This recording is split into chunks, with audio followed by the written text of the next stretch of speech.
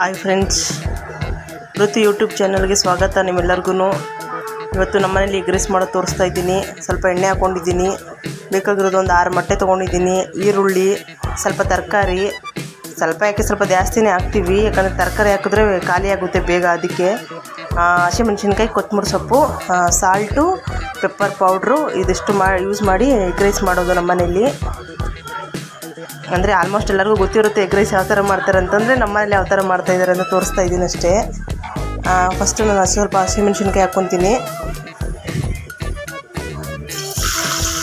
ಹಸಿಮೆಣ್ಸಿನ್ಕಾಯಿ ನಿಮ್ಗೆ ಎಷ್ಟು ಖಾರ ಬೇಕೋ ಅಷ್ಟಕ್ಕೆ ಹಾಕ್ಕೋಬೋದು.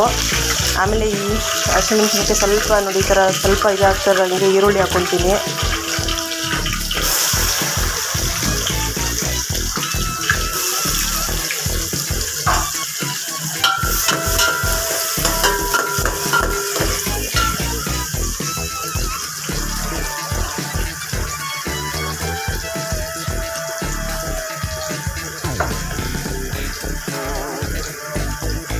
ಈರುಳ್ಳಿ ಆದಮೇಲೆ ತರಕಾರಿ, ನಿಮ್ಗೆ ಇಷ್ಟ ಇದೆ ತರಕಾರಿ ಆ್ಯಡ್ ಮಾಡ್ಕೊಳ್ಳಿ, ಇಲ್ಲಾಂದರೆ ಬೇಡ.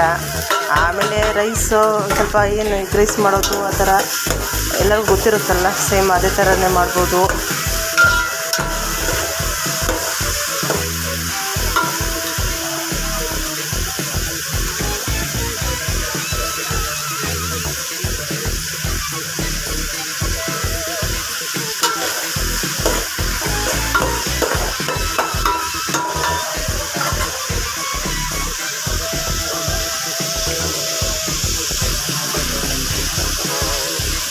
ಮೊಟ್ಟೆ ನೋಡು, ಒಂದು 6 ಮೊಟ್ಟೆ ತೊಗೊಂಡಿದ್ದೀನಿ.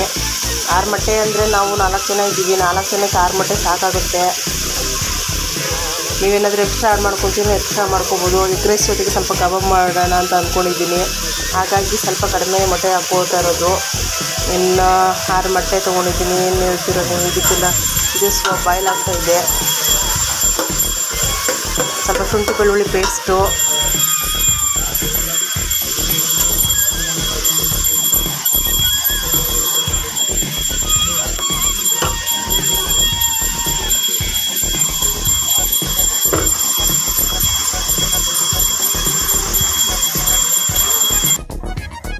ಇಲ್ಲಿ ನೋಡಿ ಫ್ರೆಂಡ್ಸ್, ತರಕಾರಿ ಎಲ್ಲ ಚೆನ್ನಾಗಿ ಬಂದಿದೆ.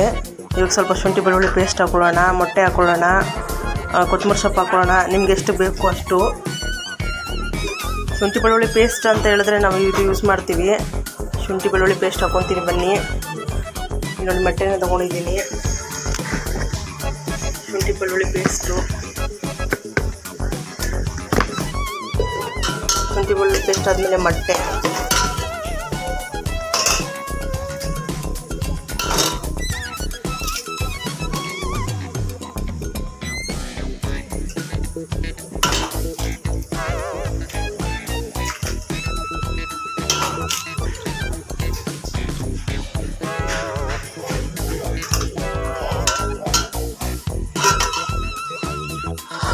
ನೋಡಿ ಫ್ರೆಂಡ್ಸ್, ಪೂರ್ತಿ ಮೊಟ್ಟೆ ಎಲ್ಲ ಹಾಕ್ಕೊಂಡು ಫ್ರೈ ಮಾಡ್ಕೊಂಡಿದ್ದೀನಿ. ಈಗ ನಾನು ರುಚಿಗೆ ತಕ್ಕಷ್ಟು ಉಪ್ಪು ಹಾಕ್ತಾಯಿದ್ದೀನಿ. ರುಚಿಗೆ ತಕ್ಕಷ್ಟು ಉಪ್ಪು ಹಾಕೋದ್ಮೇಲೆ ಇದು ಖಾರ ಹಾಕ್ತಾಯಿದ್ದೀನಿ. ಇದು ಬಂದುಬಿಟ್ಟು ಮೆಣಸಿನ್ಕಾಯಿ ಪೌಡ್ರು. ಅದಾದಮೇಲೆ ಸ್ವಲ್ಪ ಇದು ಹಾಕ್ತೀನಿ, ಕೊತ್ತಂಬರಿ ಸೊಪ್ಪು, ಮೆಣಸಿನ್ಕಾಯಿ ಪೌಡ್ರು ನೋಡಿ ಹಾಕ್ತಾಯಿದ್ದೀನಿ. ಸ್ವಲ್ಪ ಹಸಿಮೆಣ್ಸಿನ್ಕಾಯಿ ಜಾಸ್ತಿ ಹಾಕಿರೋದ್ರಿಂದ ಇದನ್ನು ಹಾಕ್ತೀನಿ. ಇನ್ನು ಅನ್ನ ಹಾಕ್ಕೊಂಡು ಬಾಡಿಸ್ಬಿಟ್ರೆ ಅನ್ನ ರೆಡಿಯಾಗಿದೆ.